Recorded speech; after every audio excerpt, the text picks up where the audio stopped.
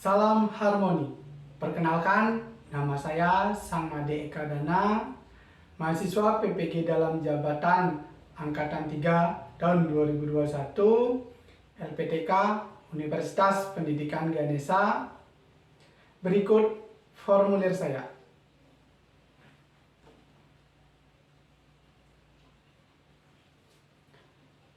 Hari ini Senin 18 Oktober 2021, saya akan melaksanakan uji kinerja praktek pembelajaran layanan bimbingan klasikal dengan tema Belajar Cara Belajar. Kepada Bapak Ibu diharapkan masukannya. Selamat menyaksikan.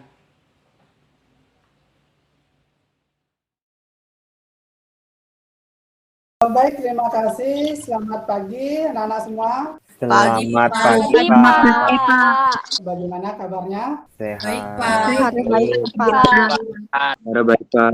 Mudah-mudahan semua dalam keadaan sehat walaupun kita berada di tengah pandemi seperti sekarang ini. Mudah-mudahan tidak menyurutkan keinginan kita untuk belajar ataupun melakukan suatu layanan seperti sekarang. Pagi hari ini Pak selaku guru BK kalian akan mengadakan layanan bimbingan klasikal walaupun dirancang secara virtual, tapi mudah-mudahan tidak akan mengurangi makna apa yang Pak sampaikan dan apa yang akan kita bahas secara bersama-sama nanti. Nah, sebelumnya akan lebih baik kegiatan ini jika diawali dengan doa. Untuk itu, Ketua Kelas, Pak mohon bantuannya untuk memimpin teman-temannya untuk berdoa. Baik, teman-teman, sebelum kita mengawali kegiatan hari ini, ada baiknya kita berdoa sesuai kepercayaan masing-masing.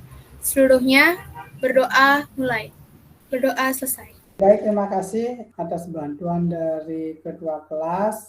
Silakan lakukan absensi di kolom komentar. Untuk menambah semangat dalam berkegiatan, walaupun kegiatan ini dirancang secara virtual, tepuk PPK.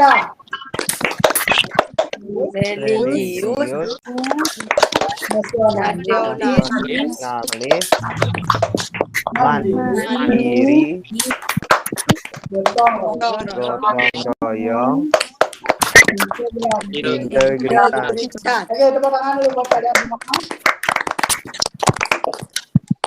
Oke, saya rasa untuk membakar semangatnya untuk pagi hari ini, Pak sampaikan dulu untuk materi kita pada pagi hari ini dalam kaitan layanan bimbingan klasikal. Pak akan mengangkat tema yaitu tentang belajar cara belajar. Satu hal yang baru, yang awam biasanya kita dengar, karena ketika kita bicara tentang proses belajar mengajar, cenderung yang kita lalui selama ini adalah belajar bagaimana sih teknik belajar, bagaimana caranya agar segala upaya dalam belajar itu menjadi lebih efektif dan bagaimana caranya nilai atau hasil belajar menjadi lebih optimal. Biasanya hal itu yang menjadi fokus. Tapi untuk saat ini, Pak bersama kalian ingin mundur selangkah untuk bisa maju 3 langkah ke depannya dalam mencapai hasil belajar. Halnya seperti ini, ketika kita akan belajar, harusnya hal yang kita siapkan adalah diri kita sendiri. Dalam konteks bagaimana menyiapkan diri untuk menghadapi materi sehingga mendapat hasil yang lebih baik. Seperti yang kita ketahui bersama dalam proses belajar mengajar, setiap orang juga belajar. Tapi permasalahannya, kenapa sih hasil belajar dari setiap orang itu berbeda-beda? Mungkin itu akan menjadi pertanyaan besar bagi diri kalian.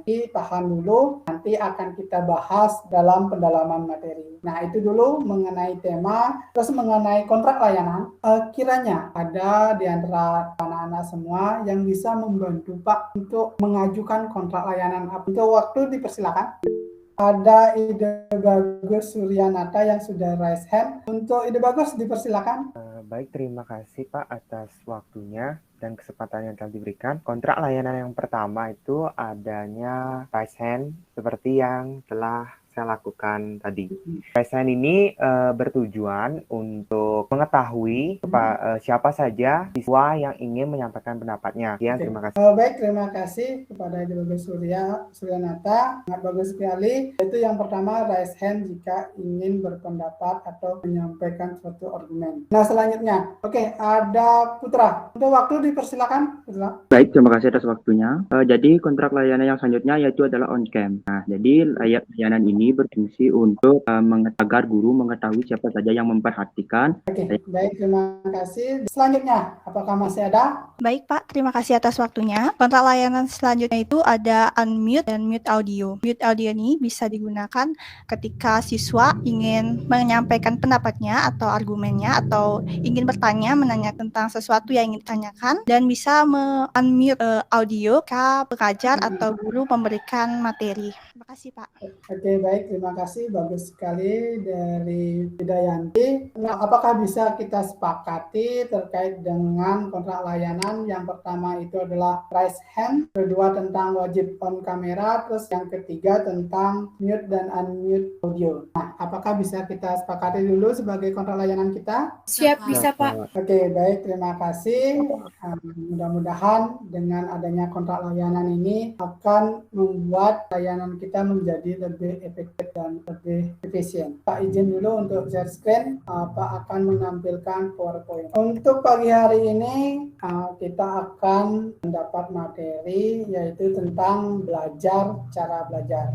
Nah, cara belajar ini dipandang adalah skill terpenting manusia zaman now. Nah, tujuan dari pelaksanaan bimbingan klasikal ini yang pertama yaitu tujuan umumnya telah melaksanakan proses layanan, peserta didik mampu memahami cara belajar dengan baik. Tujuan khususnya setelah melaksanakan proses layanan, peserta didik dapat menganalisis cara belajar dengan baik. Terus yang kedua, setelah melaksanakan proses layanan, peserta didik dapat mengklasifikasikan faktor-faktor yang mempengaruhi cara belajar dengan baik. Terus yang terakhir, yaitu setelah melaksanakan proses layanan, peserta didik dapat membangun strategi untuk meningkatkan cara belajar dengan baik. Sampai di sana, apakah bisa dipahami terlebih dahulu? Siap, bisa Pak. Bisa, Pak. Pak lanjut. Yang perlu kita pahami dalam proses belajar mengajar ini, tidak hanya ada guru, siswa, materi, dan hasil belajar. Tapi hal yang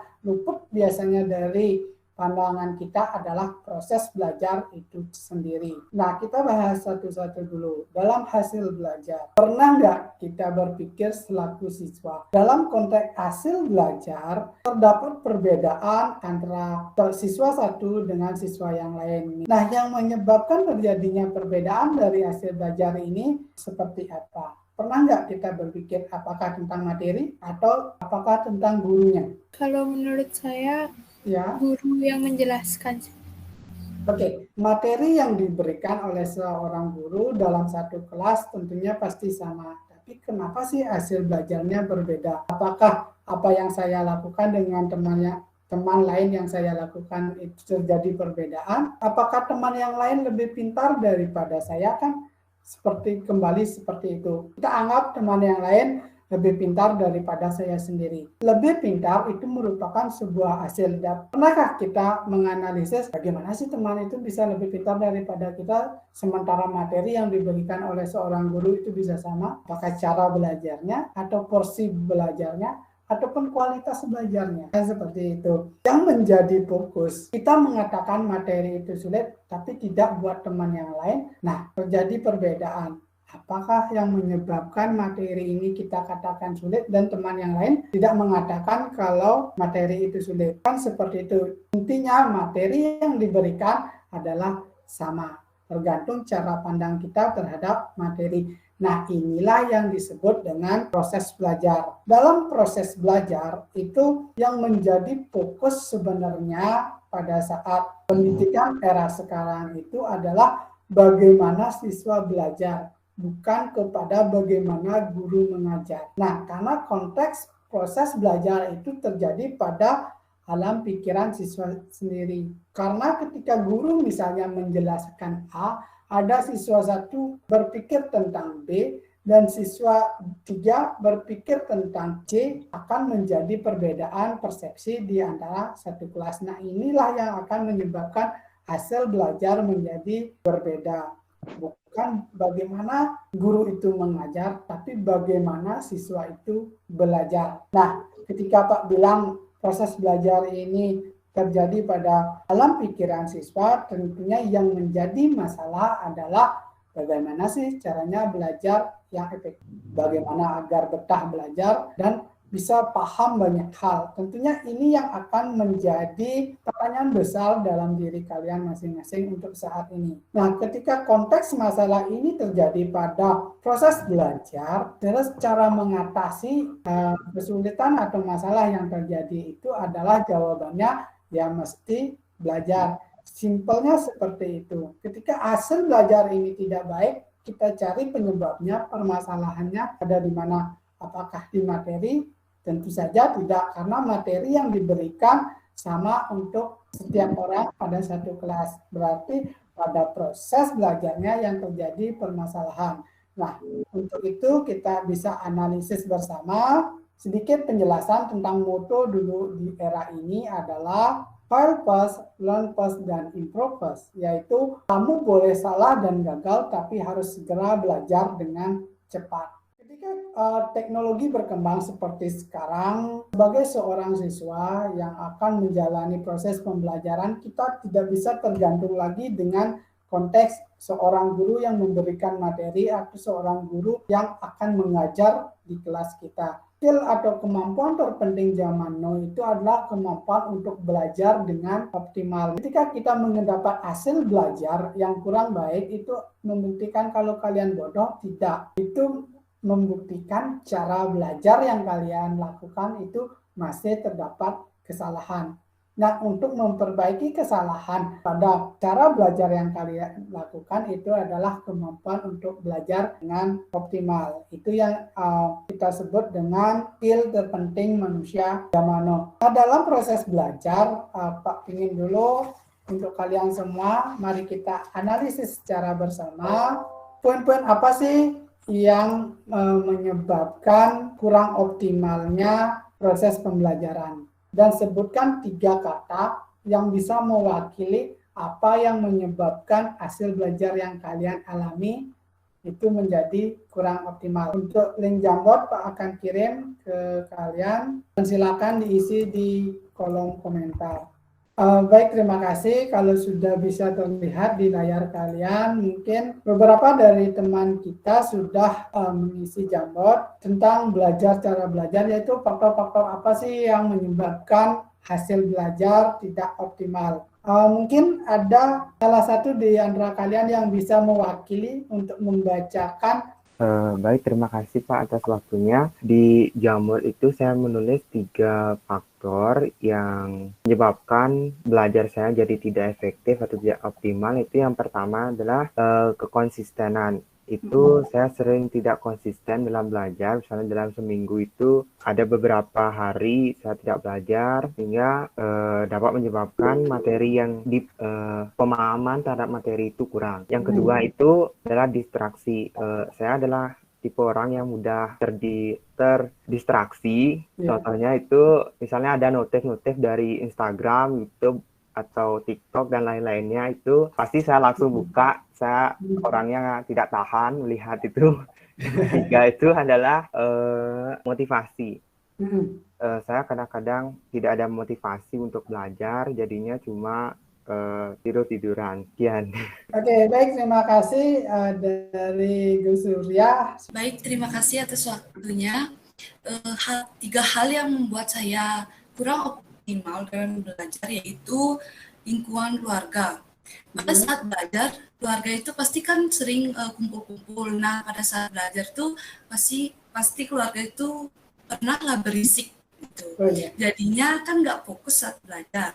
Nah, yang kedua itu saya tidak bisa membagi waktu. Nah, kadang-kadang kan ada di masa-masa sibuk dan tugas itu banyak, jadinya nggak bisa membagi waktu. Itu yang membuat saya kurang optimal dalam belajar. Yang ketiga itu timbulnya rasa malas. Kadang-kadang saya juga merasa malas untuk mengerjakan tugas. Apalagi kalau tugasnya itu udah numpuk ya. Sekian dari saya, Pak. Terima kasih. Oke, baik, terima kasih dari Bintang. 3 poin penting yang Pak tangkap dari apa yang sudah kalian ketik itu, yang pertama adalah tentang pembelajaran pasif. Nah, pembelajaran pasif ketika kalian sebagai seorang siswa terkondisikan dalam pembelajaran pasif itu seperti hanya menerima materi atau hanya mendengar sajian materi dari seorang guru. Tapi tidak ada langkah yang kalian lakukan, itu akan menjadi salah satu penyebab hasil belajar kalian menjadi kurang optimal. Nah, yang kedua poin yang Pak tangkap itu adalah kebiasaan belajar. Bagaimana sih kalian bisa membiasakan diri dalam konteks pembelajaran? Nah, apakah kalian bisa membagi waktu itu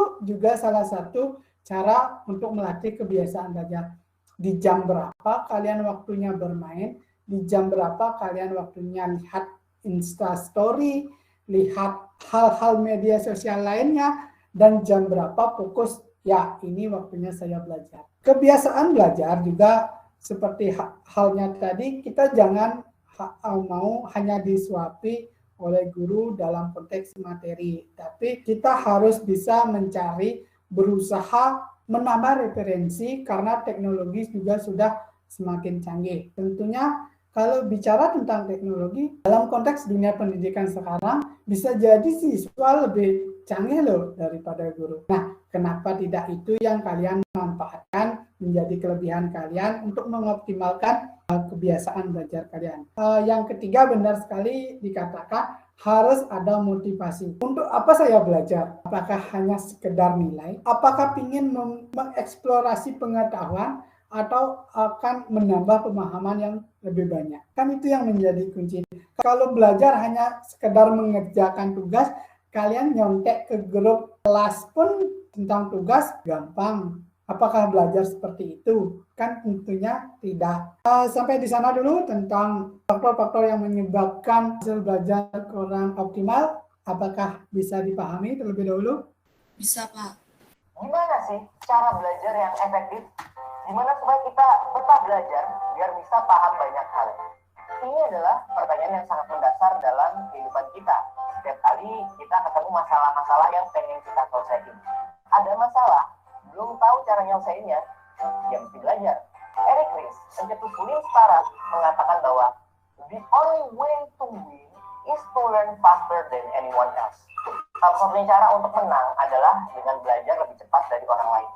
Moto di era ini adalah fail fast, learn fast, improve fast. Kamu boleh salah dan gagal, tapi harus segera belajar dengan cepat supaya bisa segera jadi lebih baik. Nah, selama ini kamu mungkin frustasi dan ingin menyerah ketika belajar. Bukan karena kamu bodoh, tapi karena cara belajar kamu yang salah. Tapi jangan khawatir, karena sekarang waktunya kamu meraih skill terpenting manusia zaman now, yaitu kemampuan untuk belajar dengan optimal. Dan di season 1 ini kita akan mendefinisikan kembali apa itu belajar. Meta learning menyebabkan proses belajar menjadi dalam kendali kamu dengan kesadaran penuh. Kalau kamu ngerasa cara belajar kamu nggak efektif, kamu bisa nyoba teknik lain, kebiasaan lain. Kalau teknik lain atau kebiasaan lain A itu lebih bagus, bikin kamu lebih paham, ya kamu ganti ke cara A. Nanti nemuin cara B yang lebih bagus, ya pindah ke cara B. Karena memang belajar tuh seperti itu. Kalau cuma belajar aja, semua orang juga belajar kan. Tapi kenapa nilai dan pemahaman orang beda-beda? Karena efisiensi belajarnya beda-beda. Psikolog Herbert Jeffrey pernah berkata, the illiterate of the 21st century will not be those who cannot read and write, but those who cannot learn, unlearn, and relearn. Yang buta huruf di abad 21 bukanlah mereka yang tidak bisa baca tulis, tapi mereka yang tidak bisa belajar, belajar meninggalkan, dan belajar kembali. Ya, segitu pentingnya meta learning itu. Nah, meta learning ini adalah tema besar dalam seri Learning How to Learn with Bukasa, yaitu tentang belajar, cara belajar supaya belajar kamu bisa optimal. Supaya perubahan seperti apapun yang terjadi di masa depan, kamu tetap bisa nyesuaiin diri dan berkarya maksimal.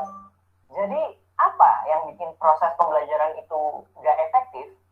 Menurut Dr. Stephen Carroll dari Santa Clara University, ada 3 penyebab yang jelas. Pertama, pembelajaran pasif.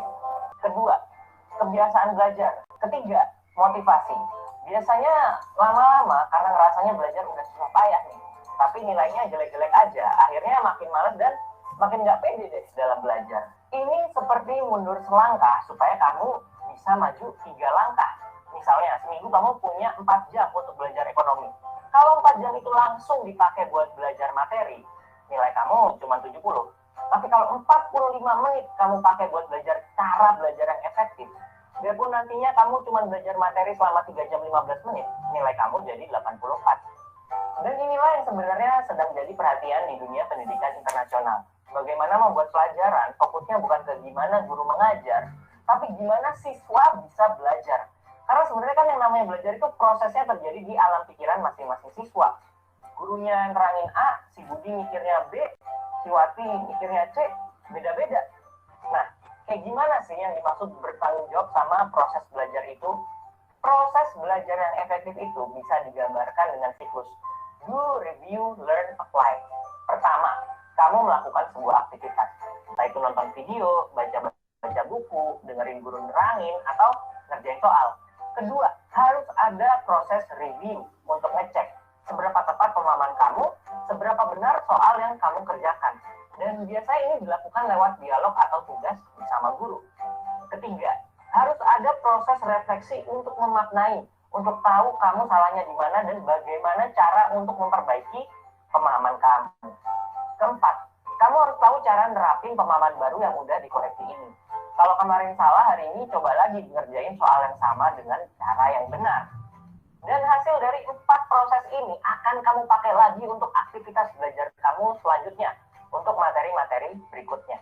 Ini adalah siklus belajar yang efektif. Caranya bisa macam-macam, aktivitasnya macam-macam. Untuk bisa menerapkan meta learning ini, kamu perlu punya teori dulu. Seperti apa sih kebiasaan atau aktivitas belajar yang optimal, supaya kamu bisa unlearn atau belajar meninggalkan pemahaman yang salah seputar belajar. Jadi bisa relearn atau mempelajari kembali bagaimana seharusnya kamu belajar. Di video ini kita akan main tebak-tebakan, jadi kamu boleh pause dulu tiap pertanyaan. Baik, itu tadi video tentang belajar cara belajar sudah kita saksikan bersama-sama. Sebelum kita lanjut ke tebak-tebakan atau sesi quiz, pada kuisis ada yang ingin kita diskusikan. Untuk waktu, Pak persilakan kepada anak-anak. Baik, terima kasih atas waktunya. Jadi Pak Guru, di sini saya ingin bertanya. Jadi saya memiliki teman dari SMP. Sejak SMP dia sering sekali bertanya kepada saya bagaimana cara belajar yang baik gitu. Tapi untuk saya sendiri, metode belajar saya tuh langsung ketemu aja, saya cari, tidak saya pikirkan lama-lama gitu. Jadi langsung nyaman aja seperti itu sejak kecil. Nah, jadi kadang tuh saya bingung saya harus bilang apa ke dia karena kan metode belajar saya belum tentu bisa sama cocok di dia. Jadi ingin bertanya untuk teman-teman yang mungkin juga memiliki pertanyaan yang sama, bagaimana sih cara metode belajar yang benar, padahal setiap orang itu berbeda. Kira-kira apa yang harus saya jawab, Pak? Oke, baik, terima kasih dari Lydia, sangat bagus sekali pertanyaannya. Ketika ada orang yang bertanya kepada kita bagaimana sih cara belajar atau teknik belajar yang baik, ya memang setiap teknik pembelajaran itu tidak akan sama hasilnya jika diterapkan oleh setiap orang. Karena setiap individu itu seperti yang kita ketahui bersama, bersifat unik dia, tidak akan bisa menghasilkan sesuatu yang sama ketika walaupun menggunakan teori yang sama. Karena seperti yang kita pahami bersama, setiap orang itu memiliki kelemahan dan kelebihan yang berbeda. Seperti yang sudah dijelaskan tadi, cara tepat untuk menjawab itu adalah menganjurkan teman itu melakukan 4 hal tadi: do, review, learn, dan apply. Do, lakukan dulu apa yang sudah dia lakukan, pelajari bagaimana mekanisme dia belajar, teknik belajar itu lakukan. Setelah itu harus ada reviewnya, ada peningkatan hasil nggak dari hasil belajarnya. Ketika misalnya ada atau misalnya tidak ada peningkatan, dia harus mengulang lagi, belajar lagi tentang ternyata di hal ini dia kurang, di bagian ininya dia ada kelebihannya. Baru dia harus apply, mengaplikasikan hal-hal yang bagus dan harus mencari lagi hal-hal yang kurang. Ketika kita memberikan teknik belajar kita juga kepada dia, silakan Kalau menurut saya ini loh cara belajar saya yang efektif buat saya sehingga hasil belajar saya optimal. Sampaikan, cuma ingatkan harus ada do-nya, harus ada review-nya, harus ada learn-nya, dan baru dia apply. Boleh kita sharing dengan cara belajar kita, tapi belum tentu loh ini terbaik buat kamu. Dicoba dulu. Kalau tidak memiliki hasil yang lebih baik, harus mencari gaya belajar atau cara belajar yang lain. Dan seperti yang dibilang tadi, itu sebenarnya tanggung jawab dirinya sendiri, tapi kita sebagai teman bisa mengarahkan, coba yang ini, atau enggak kita ganti juga polanya yang mana yang cocok buat dia. Nah, untuk Lydia, bisa dipahami dulu? Siap, bisa Pak, terima kasih. Oke, baik, terima kasih. Silakan buka link di kolom komentar, terus masukkan kode 682148.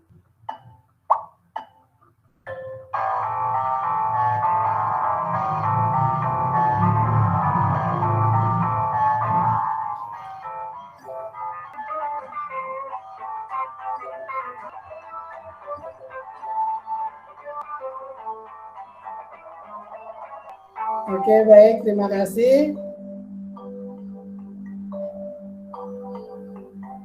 Oke, baik, itu tadi game yang sudah kita saksikan bersama atau sudah kalian kerjakan bersama. Kalian ingin mengetahui bagaimana sih jawaban yang tepat untuk game yang tadi. Nah, untuk itu Pak bakalan lanjut. Yang keluar sebelum kita bahas jawabannya. Kita masuk ke kuis nomor 1. Dalam mendesain menu atau cara belajar efektif, hal apa yang tidak perlu untuk diperhatikan? A. Menyesuaikan media belajar dengan gaya belajar visual, auditorial, dan kinestetik. B. Mengaitkan materi belajar dengan pengetahuan yang sudah dipunya. C. Menyesuaikan materi belajar sesuai dengan hal yang kita minati. Atau D. Mempelajari materi sesuai dengan skill atau kemampuan kita. Oke, cukup ya buat yang nge-pause. Sekarang akan kita bahas jawabannya. Jadi, dalam belajar itu, rupanya hal yang terpenting supaya kita bisa cepat paham adalah dengan nyantolin materi baru dengan pengalaman dan pengetahuan yang udah kita punya sebelumnya. Makanya kita terkesan banget kalau guru tuh ngajarin pakai cerita sehari-hari atau yang nyambung sama apa yang udah pernah kita pelajarin. Jadi B tadi penting ya, C juga penting. Karena kalau materi yang kita pelajarin itu sesuatu yang menarik buat kita, pasti lebih semangat. Dan motivasi dari diri sendiri itu adalah faktor yang penting buat kesuksesan belajar kita. Dia juga penting. Kalau materi terlalu sulit, nggak akan bisa masuk. Kita harus mulai dari dasarnya dulu. Jangan langsung ke bagian yang susah buat kita. Jadi jawabannya adalah A. Ternyata nyesuaiin bahan ajar sama gaya belajar kamu, itu sebenarnya nggak terlalu ngaruh.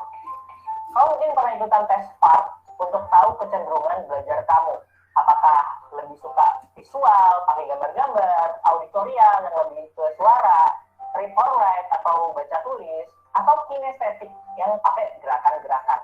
Nah, rupanya meskipun kamu auditorial nih, bukan berarti kalau belajar pakai gambar-gambar itu bikin kamu jadi kurang paham. Itu cuman kamu sukanya pakai yang mana. Tapi bukan berarti kamu bakal paling pahamnya kalau pakai yang mana. Kedepannya kita akan bahas lebih detail. Yang jelas, jangan pernah ngasih label bahwa kamu cuman mau belajar pakai satu mode belajar aja. Kita justru makin ingat dan paham kalau kita pakai semuanya. Jadi, jangan membatasi diri kamu. Dan balik lagi, yang lebih penting untuk diperhatikan supaya belajar kamu efektif, justru isinya. Harus ngikutin poin BCD tadi. Masuk ke kuis nomor 2. Kamu akan mengikuti ujian. Apa cara terbaik untuk mempelajari kembali materi ujian? A. Menandai poin-poin penting di buku cetak. B. Mendengarkan rekaman suara atau video pembelajaran. Atau C. Latihan soal, kuis, atau simulasi tes. Oke, kita bahas ya. Kamu mungkin sering nandain di buku pakai highlighter ya, atau di garis bawahin, di linker-linkerin di fotokopian. Kamu juga mungkin suka nonton video pembelajaran untuk belajar-belajar soal konsep. Tapi ternyata kalau untuk persiapan ujian, cara terbaik untuk belajar adalah dengan pembelajaran aktif seperti latihan soal, kuis, atau simulasi tes. Main tebak-tebakan sama teman kamu atau pura-pura try out, ujian sendiri, itu ngelatih otak kamu buat menata materi supaya gampang ingetnya nanti. Contoh lain dari pembelajaran aktif adalah mencoba menjelaskan dengan bahasa kamu sendiri tentang sebuah konsep yang sedang kamu pelajari. Ini pernah dibahas juga di video teknik Feynman untuk belajar efektif. Jadi jawabannya adalah C. Kuis ketiga. Dalam mempelajari materi baru, kita akan lebih mudah mengingatnya untuk jangka panjang apabila kita mengulang-ulang proses belajar dengan jarak waktu tertentu dibandingkan jika kita mengulang-ulang berkali-kali dalam satu waktu. Pernyataan ini benar atau salah? A. Benar. B. Salah. Gimana? Udah nentuin jawaban? Sekarang kita akan bahas. Jadi contohnya, kalau kita disuruh menghafalkan bunyi hukum Newton pertama, kedua, dan ketiga. Pertama-tama kita akan nyoba memahami dulu kan si rumusnya ini. Habis itu kita coba nginget supaya hafal. Kan ada dua cara tuh. Satu, kamu tebak-tebakan sama teman kamu. Apa hukum Newton pertama, kedua, dan ketiga? Terus kamu jawab. Terus teman kamu ngoreksi dikit-dikit nih. Habis itu baru 2 hari kemudian kamu main tebak-tebakan lagi. Habis itu baru 3 hari kemudian kamu main tebak-tebakan lagi. Gitu terus diulang-ulang sampai akhirnya kamu hafal dan benar jawabnya. Atau kamu bisa pakai cara kedua. Kalau pas tebak-tebakannya salah, kamu ulang lagi tebak-tebakannya selama berjam-jam sampai hafal. Tapi dalam satu waktu doang. Setelah kamu hafal, nggak diulang lagi tebak-tebakannya besok-besoknya. Nah, kalau yang pertama kan ngapalin sesekali aja, tapi dikasih jeda waktu beberapa hari sekali. Sistem nyicil. Kalau yang kedua, benar-benar coba ngapalin berkali-kali dalam satu waktu aja. Sistem kebut. Kira-kira mana yang lebih bagus? Tentunya ini cukup mudah ditebak ya. Cara pertama itu lebih bagus, sehingga jawaban kuis nomor 3 tadi adalah benar alias A. Cara pertama ini istilahnya spaced repetition, pengulangan berjeda. Intinya adalah kita merefresh pemahaman kita setiap kali otak kita udah hampir lupa. Kalau kamu lihat grafik ini misalnya, kita udah hafalin sekali, lama-kelamaan kita bakal lupa. Pertama belajar, dalam 3 hari aja, ingatan kamu tuh bakal tinggal 60%. Kurvanya nurun tajam. Tapi kalau pas kamu lagi ingat, sebenarnya nggak guna ngapalin lagi. Hafalannya justru harus diperbarui pas kamu udah mulai lupa-lupa dikit. Taruhlah pas ingatan kamu tinggal 80% nih, beberapa hari setelahnya. Kamu ulangin lagi, ini pengulangan pertama. Nah, gitu lagi untuk pengulangan selanjutnya. Dan setiap kali kamu melakukan pengulangan, kurva pelupaan ini akan makin datar, nggak securam yang awal tadi. Sampai lama-lama ingatannya kesimpan di memori jangka panjang. Jadi lebih susah untuk lupa. Jadi ulang-ulang terus pelajaran kamu, tapi ulanginnya pas kamu udah mulai lupa. Jangan diulang-ulang pas kamu masih ingat. Oke, baik, terima kasih banyak atas apa yang sudah dikerjakan tadi, baik dari menyimak video pembelajaran, terus kita juga sudah melaksanakan kuis melalui quizzes. Mungkin ada di antara kalian yang bisa menyimpulkan dari apa kegiatan yang sudah kita lakukan tadi. Untuk waktu, dipersilakan. Oke, sudah ada Sayu Agung. Untuk waktu, dipersilakan Sayu. Jadi pada pertemuan kita kali ini, jadi kita di sini membahas tentang belajar cara mengajar seperti yang telah disampaikan sebelumnya. Nah, mengapa ini penting itu tadi sudah disampaikan juga karena di permasalahan di awal kenapa setiap siswa itu memiliki hasil yang berbeda walaupun materinya sama dan pengajarnya pun sama. Nah, itu disebabkan karena tadi sudah disampaikan juga adalah dengan proses belajarnya atau cara belajar dari setiap individu tersebut. Nah, tadi juga telah disampaikan bahwa cara belajar ini merupakan skill yang terpenting di masa sekarang. Jadi skill terpenting itu di mana kemampuan untuk belajar yang optimal. Jadi tadi juga telah dibahas dan juga teman-teman juga sudah menyampaikan pendapatnya tentang mengapa mereka itu tidak dapat belajar secara optimal. Tadi sudah ada bervariasi dan juga kesimpulannya itu ada 3. Yang pertama adalah karena cara belajar mereka itu pasif, lalu kebiasaan belajar mereka setiap hari, lalu yang ketiga adalah motivasi ketika mereka belajar. Selain itu juga tadi disampaikan juga tentang bagaimana cara belajar yang optimal, yaitu dengan cara do, review, relearn, dan apply. Di mana do itu artinya belajar gitu. Lalu yang kedua adalah review atau mengevaluasi hasil dari belajar tersebut. Lalu yang ketiga adalah relearn, itu adalah belajar ulang. Lalu setelah kita belajar ulang cara atau metode yang baru, kita mengaplikasikannya atau disebut dengan apply. Jadi itu dia yang dapat saya sampaikan. Mungkin ada tambahan dari teman-teman yang lainnya. Baik, terima kasih. Bagus sekali dari apa yang sudah disampaikan oleh Sayu. Oke, tepuk tangan dulu buat temannya. Nah, itu tadi pembahasan yang sudah kita lakukan dalam sesi bimbingan klasikal tentang belajar cara belajar. Di tugas kelas kalian bisa lihat itu tentang materi belajar cara belajar, nanti ada modulnya, terus ada video dan ada PowerPoint-nya juga Pak sampaikan. Nanti ada instrumen evaluasi hasil dari bimbingan klasikal, terus juga ada LKPD. Nanti ada lembar kerja peserta didik tentang belajar cara belajar. Sampai kita di penghujung bimbingan klasikal ini. Untuk mengakhiri kegiatan ini, dipersilakan untuk ketua kelas untuk mengakhiri kegiatan dengan doa. Baik teman-teman, untuk mengakhiri kegiatan pada hari ini karena sudah diberi kelancaran, mari kita berdoa sesuai dengan kepercayaan masing-masing. Seluruhnya berdoa mulai. Berdoa selesai. Oke, baik. Terima kasih banyak untuk kalian semua. Terima kasih semangatnya. Sekali lagi tepuk tangan buat kalian semua.